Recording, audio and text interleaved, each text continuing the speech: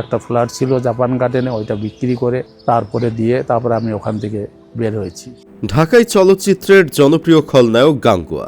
ক্যারিয়ারে ৮ শতাধিক চলচ্চিত্রে অভিনয় করেছেন তিনি। ২০১৫ সালে রাজা বাবু সিনেমায় অভিনয়ের পর দীর্ঘ ৪ বছর নতুন কোনো সিনেমায় দেখা যায়নি তাকে।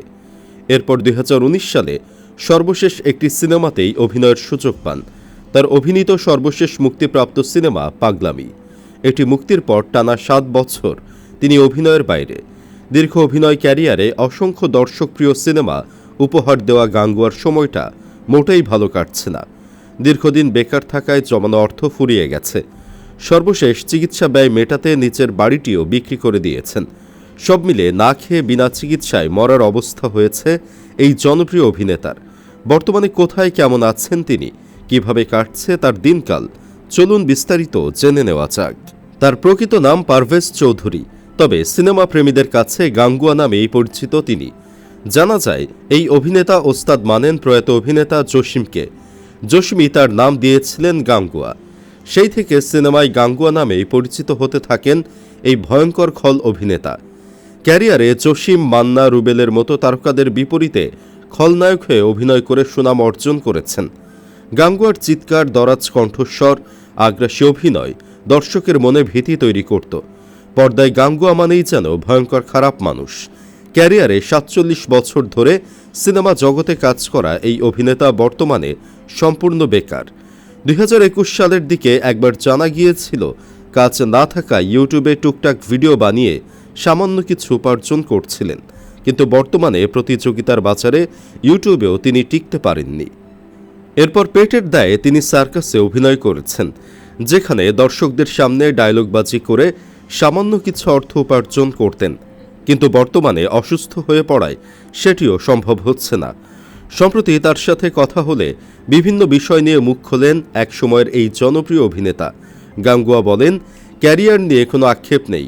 গ্রামের সাধারণ একজন ছেলে ছিলাম, সেখান থেকে ঢাকা শহরে আসা, তারপর এতগুলো সিনেমায় অভিনয় করলাম, তাই আমার কাছে মনে হয় পুরোপুরি সফল হয়েছি চলচ্চিত্রে এসে।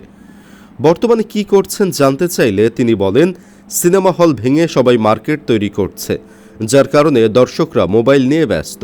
আর মাঝে করোনার কারণে তো সব থমকে গেল। সবকিছু মিলিয়ে অভিনয় থেকে দূরে রয়েছি।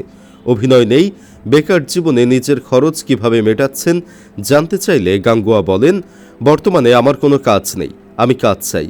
কাজ না থাকায় খুবই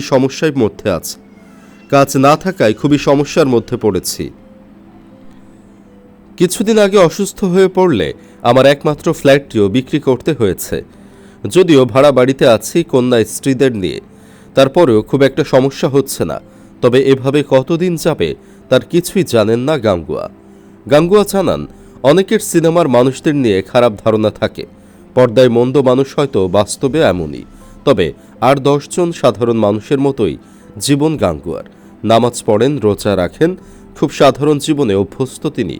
তবে শঙ্কার বিষয় হচ্ছে, বেশিরভাগ অভিনেতাদের ক্ষেত্রেই দেখা যায় যখন কাজ থাকে তখন খুবই লাক্সারিয়াস লাইফ লিড করেন, কিন্তু অসুস্থ হবার পরেই প্রধানমন্ত্রীর কাছে হাত পাততে হয়।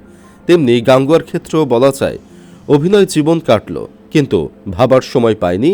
আসল নকল, হারাম হালাল কিছুই যাচাই করে খাওয়া হয়নি। নামের বাহার এখন আর কোনো কাজে আসে না। শরীরেও নেই কোনো জোর। হয়তো এখন ভিক্ষার ঝুলি হাতে নিয়ে বাকি জীবন পার করতে হবে। এরপর হয়তো রাষ্ট্রের কাছেও হাত পেতে ভিক্ষা চাইতে হবে। অথচ অভিনয় কোনো প্রকৃত আরাম নেই।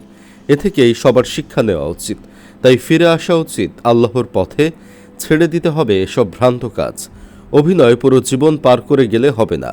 মৃত্যুর আগে নিজেকে সোজা করতে হবে, কারণ মরে যাওয়ার পর সোজা হওয়ার চেষ্টা নিষ্ফল হয়ে যাবে।